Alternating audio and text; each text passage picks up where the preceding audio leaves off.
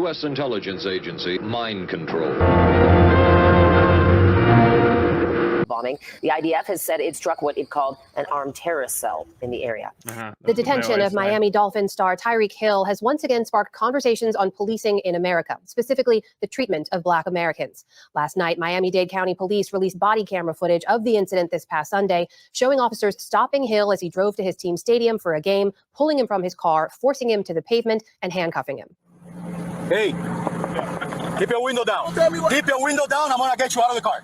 As a matter of fact, get out of the car. What's funny is people were like, should have pulled the window down all the way in response to this. Literally, one of the things that lawyers will tell you about traffic stops is to only crack your window. Yes. Yeah.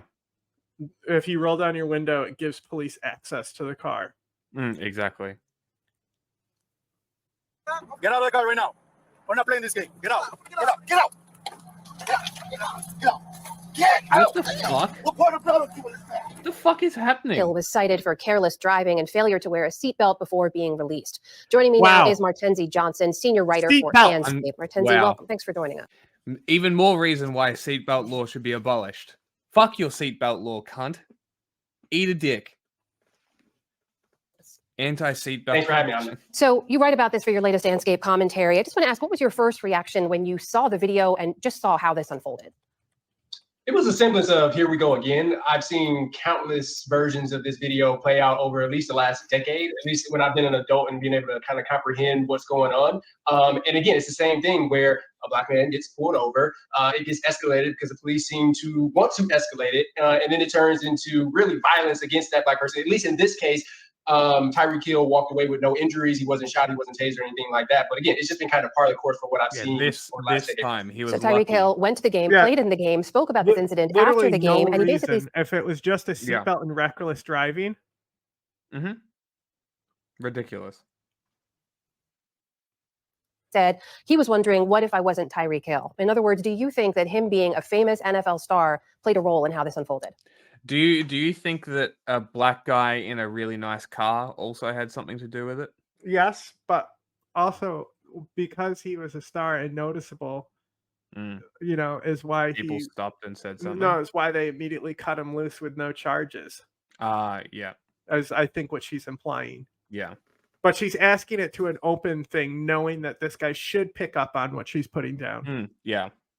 Oh, for sure. In that body cam footage that we just saw, if you kept playing that, you would hear at some point one of the officers say, "Do you know who that is?" The other officer being no, and then he says, "That's a Miami Dolphins football player," and he used an expletive like, "Oh, I think I messed up." So that probably led to Tyreek Hill actually being able to go to that game and have a successful game for the Dolphins that day. But yeah, if Tyreek Hill wasn't who he was, if he wasn't a professional football player, if he wasn't a celebrity, that could have been another hashtag that we've seen again over this last decade plus, stemming back to Trayvon Martin.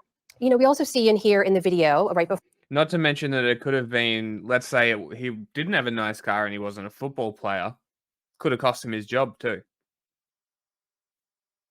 Yeah, people don't really talk about that. Could have cost him his job.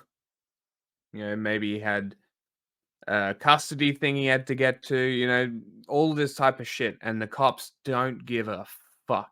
Also, any excuse. Driving recklessly in Florida is just driving in Florida. That's how you have to drive there. You know how they teach you defensive driving? Yeah. That's Florida. It's a very hostile interstate, especially not so much off-road, but like the main roads, the interstates, that type of stuff. You're like, it can be pretty crazy. Before the clip we saw, there's sort of a verbal back and forth between the officer and Hill. The officer keeps telling him to put the window down. Hill keeps rolling it up. The officer then very suddenly, as we saw, orders him out of the car. And we should point out that the head of the South Florida Police Union said in an interview, if Mr. Hill would have just complied, it would have sped the process up. He also went on to say that people who are detained should obey lawful police commanders first and complain later. What's your reaction to that? No. I mean, one, the police union official is doing his job, right? That's what all police officials are going to do in this case. They're going to stand up for their own. But this idea that if you don't comply, if you don't follow their orders, they can exact violence on you, that's not part of the job, right? They have a lot of leeway as police officers. Yeah, like you not complying should not be a death sentence is really boiled down to it, right? Cops are not judge, jury, and executioner. They're not meant to be. And In while America, we're they are. this side conversation that's also going on right now, I just wanted to say in the debate, Trump says, because like I heard Hassan say, like Trump now says like he, even though he negotiated the plan, he acts like he would have gone back on it. Like that seems like what his policy position is on this. And the rare policy analysis we can analyze at Trump, he said something last night. It was that the Taliban weren't complying with the deal in the Doha talks, so he had every right to cancel it. And when Hassan is trying to imply that Trump went back on the deal that he negotiated, well, that might be what Trump's doing, and that's his total intention, and he was going to pull out anyway. We didn't get that reality, and he is right when he says that they did not. But that's also because the deal was shit to begin with. You know, if it was a better deal and not just the Taliban manipulating the entire situation. Maybe something. So it's still fundamentally really is his fault. I mean, letting Mullah Abdul out of prison and then acting like he was swinging big dick energy, saying, I texted a picture of his house. Bro, you got him out of the John. And brought him, like, I think did they bring Baratter to Camp David? Insane. That's what fucking they said, bring Hitler while we're at it, bro.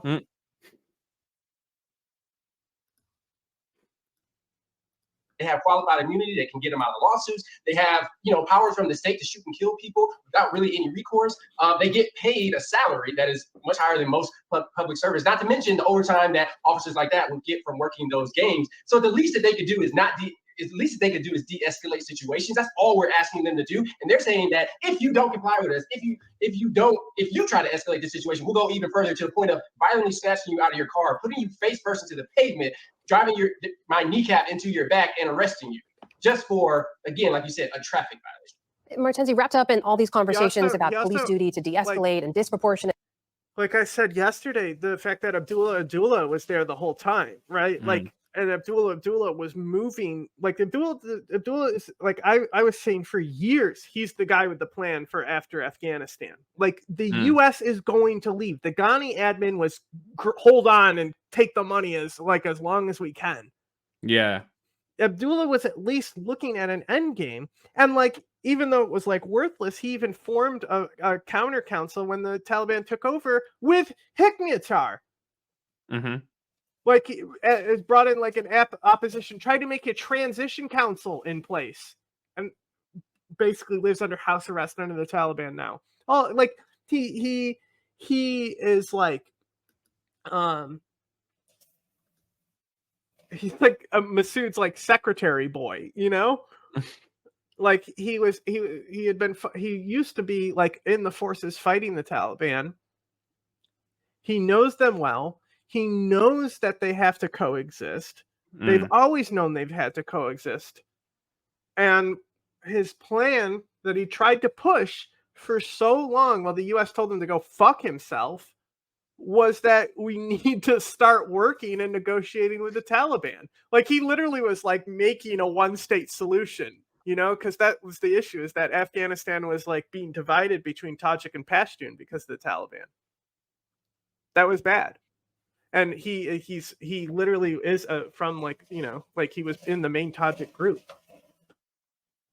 Like he should have been there from the start, and they should have really listened to him and told Ghani to go fuck himself, because like Trump didn't even like Ashraf Ghani. Like if they were smart and brought him in from the start, there would be a whole different scenario, and they actually listened to him as to like because that's his entire policy. He wanted to be elected to make peace for the Taliban, and that's why the U.S. wouldn't let him get to power. The U.S. actively blocked him because his goal as president was to end the war in his country. Yeah. Police violence against Black Americans is a conversation about Tyreek Hill's own checkered past, right? His own allegations of violence and assault against women and a child in one case. How are you looking at that conversation?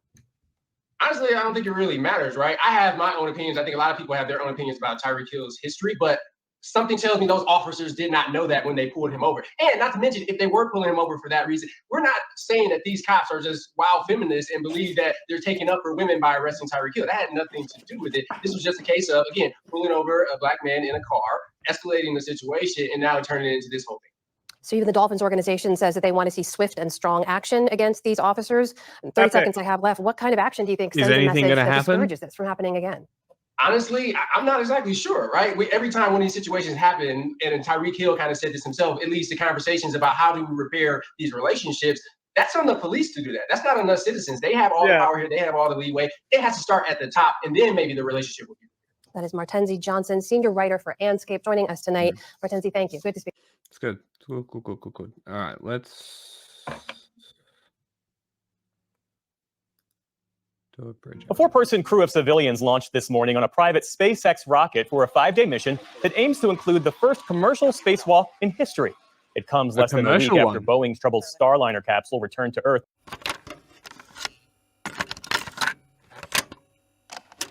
Are you aware of a CIA psychological profile about you, sir? Would you be interested in hearing what the CIA had to say? This secret study portrays as a brilliant but dangerous megalomaniac who is likely to pursue his own aims in disregard of U.S. interests. He's an uncertain ally. Shall I go on, or would you prefer that I stop, sir?